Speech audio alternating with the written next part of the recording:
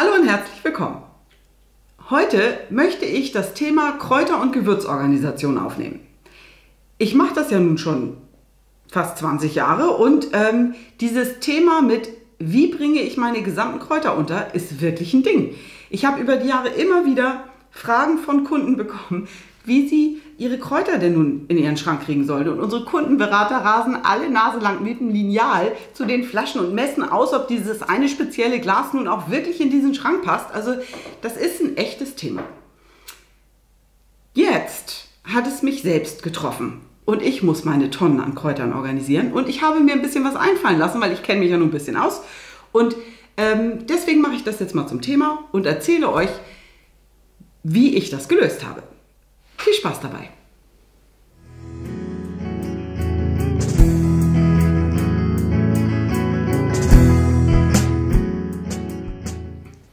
Ich möchte als erstes das Problem noch mal etwas verdeutlichen. Das ist eine Art der Kräuterorganisation.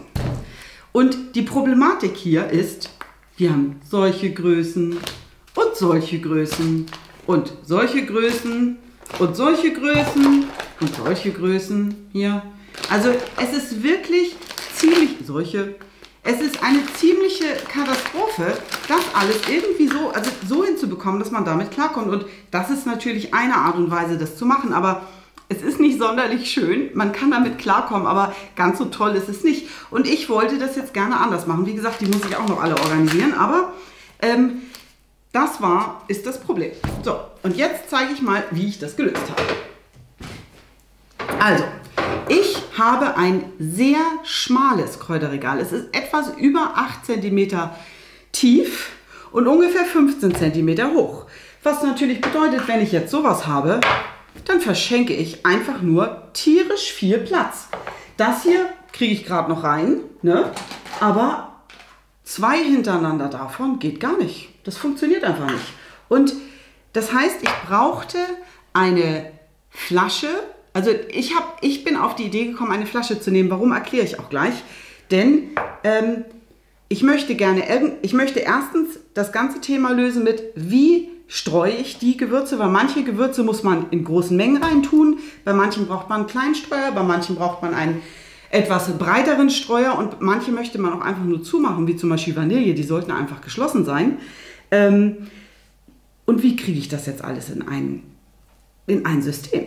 Und es musste natürlich hoch sein, weil ich will ja mein Kräuterregal ausnutzen. Ich zeige euch das gleich auch noch. Aber ich bin dann auf eine Flasche gekommen. Und da ich mich auch mit Verschlüssen einigermaßen auskenne, habe ich eine gewählt, die eine größtmögliche Anzahl von unterschiedlichen Verschlüssen hat. Nämlich, tada, eine ganz normale Standard-Ölflasche. Diese Flasche heißt Maraska 100 Milliliter und da wird normalerweise Öl drin geliefert. Kriegt man bei Aldi und so weiter, das sind wie gesagt 100 Milliliter. Denn fast alle Gewürze, wie zum Beispiel sowas hier, und sowas hier passen in 100 Milliliter rein. Das heißt also, wenn ihr größtmöglich die gleichen Gläser haben wollt, ist das ungefähr das Maß von 100 Millilitern, die man nehmen müsste, weil da kriegt man fast alles rein. Es gibt dann so Gewürze wie sowas hier, das passt natürlich nicht, aber das ist eher die Ausnahme, weil auch sowas hier zum Teil tatsächlich passt. Und sowas hier, was ja üblich ist, auf jeden Fall. Ich gehe jetzt mal ein bisschen auf die Mündung ein. Diese Mündung nennt sich PP 31,5. Das ist eine technische Bezeichnung und das ist einfach der Durchmesser des Gewindes. Und das ist, möchte ich noch mal zeigen, diese typische Ölflaschenmündung. Diese hier. Also auch für die großen Flaschen passt jetzt alles, von dem ich gleich reden werde. So.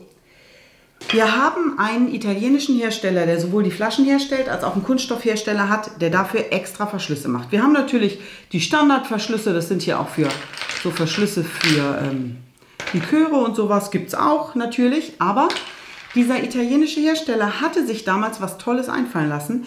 Der hatte nämlich damals solche Verschlüsse gemacht. Hier, das sind Streuverschlüsse, die man drauf drehen kann. Und die haben dann hier so ein Loch und hier also so ein größeres Loch und hier kleinere Löcher. Hätte ich ja gerne verwendet damals, aber leider Gottes, wenn man das hier immer hin und her macht, dann fällt das irgendwann ab und wir hatten Reklamationen. Das heißt, es war nicht wirklich verwendbar dafür. Und als er dann vor, ich glaube, 2 Jahren da war, bin ich zu ihm hin und habe gesagt, gucken Sie mal, wir haben diese Art von Verschluss für unsere Kubi-Gläser gemacht. Ob man das nicht anwenden könnte. Und er hat es tatsächlich gemacht und hat daraufhin diesen Verschluss produziert. Das ist ein wunderbarer Drehverschluss, wo man alles hat. Man hat kleine Löcher, mittlere Löcher, ein großes Loch und eine Stellung, wo es zu ist. Und dieser Verschluss passt wunderbar auf diese Flasche.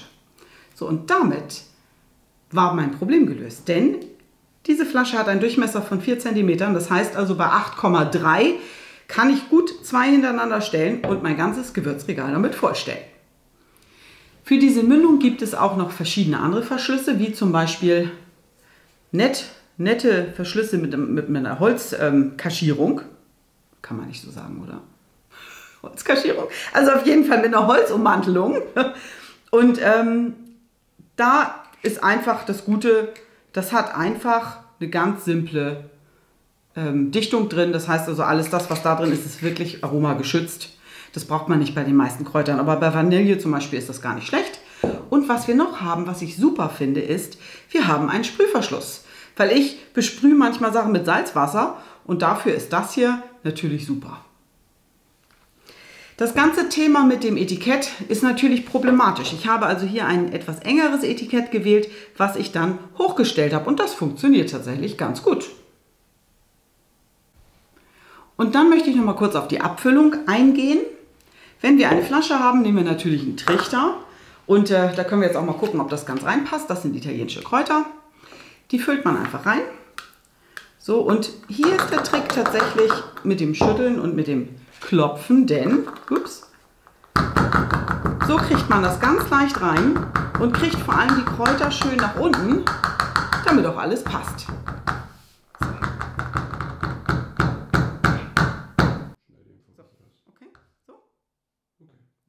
Und passt.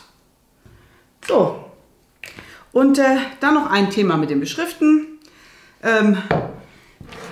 Ich benutze diese Etiketten hier. Wie ihr seht, die sind direkt dicht aneinander dran. Ich packe die immer zur Seite, damit ich sie besser sehen kann. Und ebenfalls Beschriftung. Ich nehme einen permanenten Marker, denn wenn da mal irgendwie Feuchtigkeit drauf kommt, verschmiert das. Das sieht sehr schnell unschön aus. Also kann man das dann schön beschriften und aufkleben.